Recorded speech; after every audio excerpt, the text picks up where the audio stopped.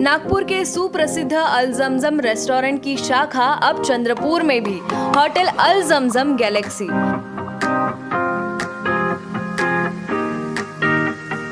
Veg, nonveg और Chinese खाने के लिए आलीशान फैमिली रेस्टोरेंट, साथ ही अल जमजम सेलिब्रेशन लॉन, शादी, पार्टी, बर्थडे और किसी भी मीटिंग या समारोह के लिए सर्वोत्तम स्वाद और सेवा की गारंटी।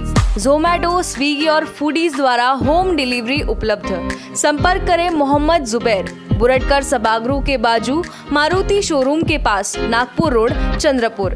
Mobile number 9552227186, 9322899635।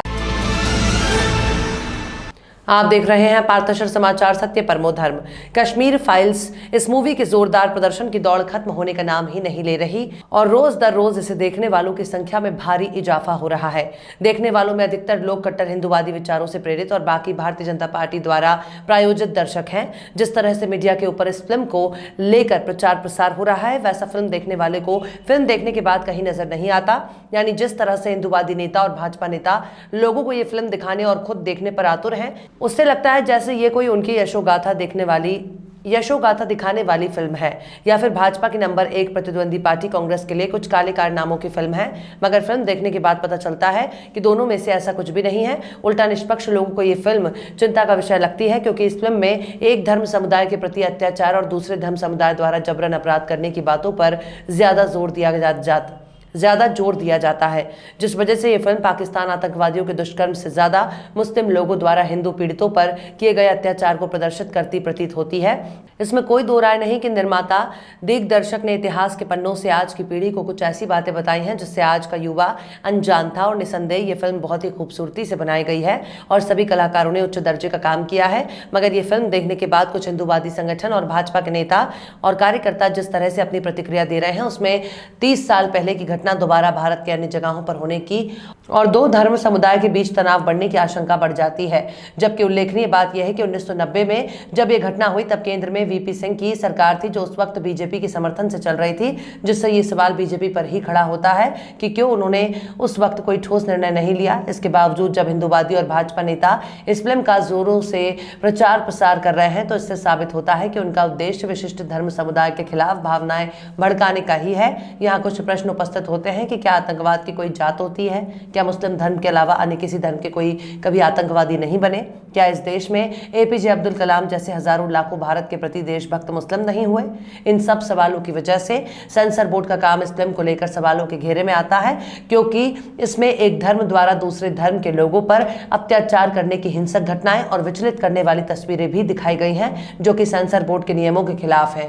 पार्थशर समाचार के संपादक राजेश नायडू ने भी स्क्रीन को समझने के लिए थिएटर में जाकर यह फिल्म देखने का फैसला किया, जहां पर उन्हें चंद्रपुर के भाजपा नेता और पूर्व केंद्रीय गृह राज्य मंत्री हंसराज अहीर भी ये फिल्म देखते हुए मिले।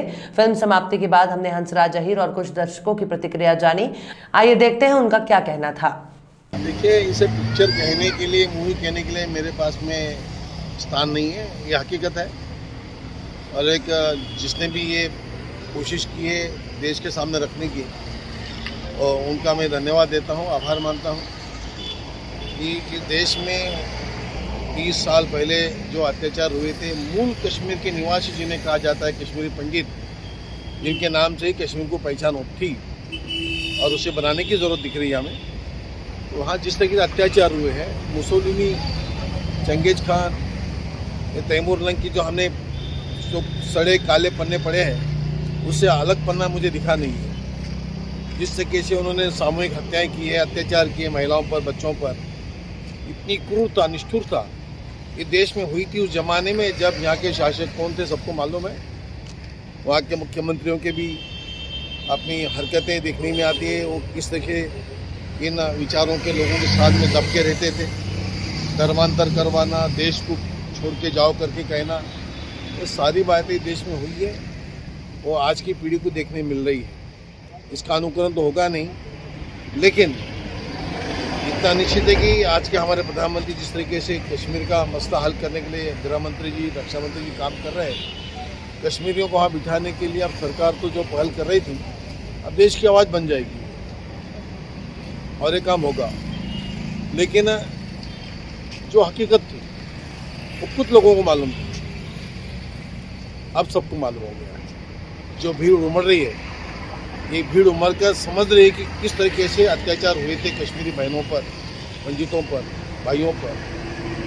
ये सब सामने आने से बार बार मैं कहता हूँ कि जिन्होंने बनाया है पिक्चर के रूप में, मूवी के रूप में, ये हकीकत सामने लाई है।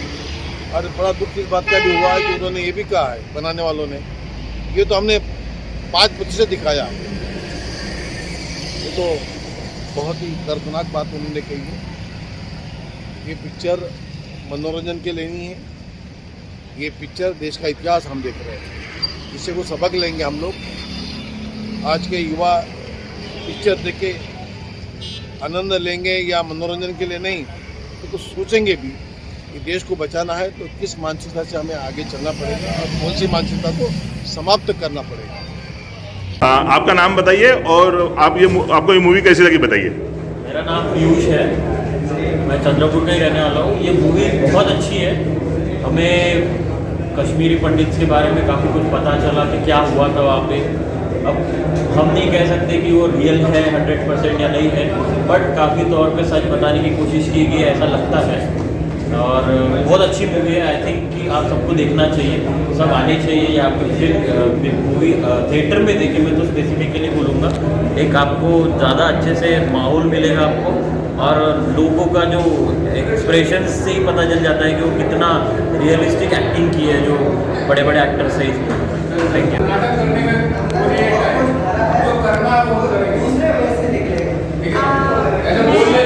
इतना ही बोलना चाहूँगी कि अनुपम खेर जी ने बहुत ही अच्छा एक्टिंग किया है और उनकी फीलिंग्स हम तक पहुँची है, तो मुझे तो मूवी बहुत अच्छी लगी and I will suggest everyone to watch it in theatre. Message क्या मिला इस मूवी से? मैसेज ये, मैं तो यही बोलना चाहूँगी कि इन्फॉर्मेशन नहीं थी शायद कश्मीर के लोगों, मेरे कुछ दोस्त भी हैं जो बताते थे पहले से, तो कभी उनकी फीलिंग इतनी समझी नहीं। आज मूवी देखकर बहुत कुछ समझा है, वो एक्सप्रेस नहीं कर पाएंगे शायद। ऐसा लगता है कि लोगों ने मूवी देखनी चाहिए उसके लिए। कैसी लगी आपको मूवी? अच्छी है, बहुत अच्छी। क्या मीन्स आपको उसमें क्या पसंद आया? दिखाने का जो तरीका है बस लाइक मतलब बहुत इमोशनली इफेक्ट होते हैं लोग। Okay, what's your opinion? Roshan Tiwari. और क्या ओपिनियन आपको मूवी के बारे में? एक्चुअली पता चला कि मोमेडियन और एनजीओ में कि क्या हुआ, कैसे हुआ, और वो जो क्या बोलते हैं कश्मीरी में कैसे कश्मीरी पंडित को मौरा बनाया। अवेयरनेस, लोगों को पता नहीं इस चीज़ के बारे में। ओके, अच्छी चीज़ है कि लोगों को पता चल रहा है। चल, थैंक यू। का नाम? मेरा नाम साहिल इंगले है। आपको ये मूवी कैसी लगी? अच्छा, about the movie was good. Actually उन्होंने रियलिटी सामने लाई जो न्यूज़ चैनल पे हमें नहीं दिखाई जाती थी। हमें एक्चुअली अंदाजा तो था कि क्या क्या होता है, पर इतने लेवल पे होता है ये हमें नहीं पता था वहाँ पे। तो बहुत ही अच्छे तरीके से पेश किया गया हमारे सामने, और सभी ने ये मूवी देखनी चाहिए।